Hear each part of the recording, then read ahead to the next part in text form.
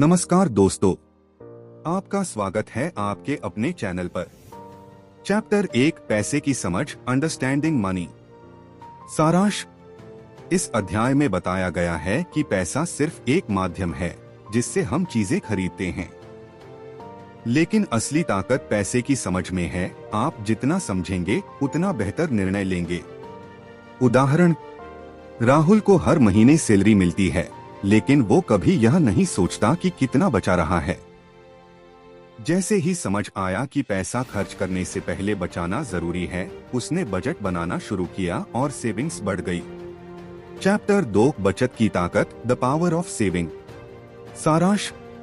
छोटी छोटी बचत लंबे समय में बड़ा फर्क लाती है। इस अध्याय में बताया गया है कि बचत करने की आदत कैसे बनाएं और क्यों जरूरी है। उदाहरण, रीना हर दिन चाय और समोसे पर 50 रुपए खर्च करती थी।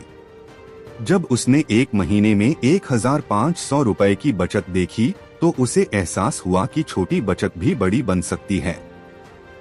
चैप्टर 3 निवेश का ज्ञान, अंडरस्टैंडिंग इन्वेस्टमेंट। सारांश।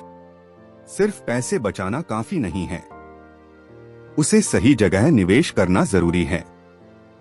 इस अध्याय में शेयर मार्केट, म्यूचुअल फंड और सिप के बारे में आसान भाषा में बताया गया है। उदाहरण, अमित ने हर महीने 1000 रुपए सिप में डालना शुरू किया। 10 साल में उसका पैसा 2 लाख रुपए से ज्यादा हो गया। ये है कंपाउंडिंग की ताकत। चैप्टर 4 कर्ज से मुक्ति, गेटिंग आउट ऑफ डेट। सारांश। कर्ज अगर सही से नहीं लिया जाए तो जाल बन सकता है। इस अध्याय में बताया गया है कि कर्ज को कैसे मैनेज करें और फालतू कर्ज से कैसे बचें।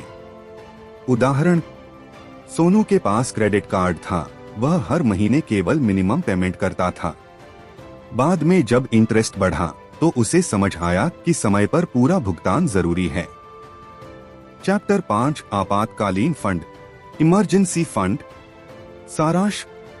हमेशा एक ऐसा फंड तैयार रखें जो किसी भी मुश्किल समय में आपकी मदद कर सके, जैसे नौकरी जाना, बीमारी आदि। उदाहरण, कोविड के समय में पूजा की नौकरी चली गई, लेकिन उसके पास 6 महीने का खर्च पहले से सेव था। इससे वह बिना तनाव के नई नौकरी खोज सकी। चैप्टर 6 पैसों की प्लानिंग, फाइनेंशियल प्लानिंग। सारांश। लक्ष्य बनाना और उसके अनुसार पैसे की योजना बनाना ही फाइनेंशियल फ्रीडम की कुंजी है। इस अध्याय में बताया गया है कि कैसे अल्पकालिक और दीर्घकालिक लक्ष्य बनाए जाते हैं।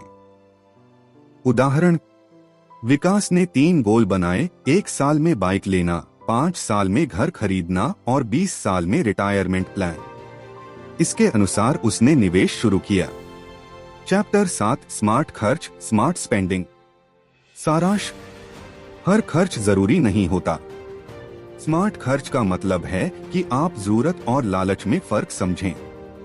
उदाहरण, नीलम हर साल नया मोबाइल खरीदती थी। जब उसने पुराना मोबाइल 2 साल तक चलाया तो 30,000 रुपए की बचत हुई, जिससे उसने ट्रिप की योजना बनाई। Chapter 8 financial freedom, financial freedom. सारांश। जब आप पैसे के लिए काम नहीं करते बल्कि पैसा आपके लिए काम करता है, तभी आप फाइनेंशियल फ्रीडम पाते हैं। यह अध्याय बताता है कि कैसे उस स्तर तक पहुंचा जाए। उदाहरण, रवि ने 10 साल सिप में निवेश किया और एक रेंटल प्रॉपर्टी खरीदी। अब हर महीने उसे किराया आता है, जिससे वह अपना खर्च निकालता है। तो दोस्तों, ये थे सफलता के 8 गोल्डन रूल्स। कौन सा नियम आपको सबसे ज्यादा पसंद आया? नीचे कमेंट में जरूर बताइए।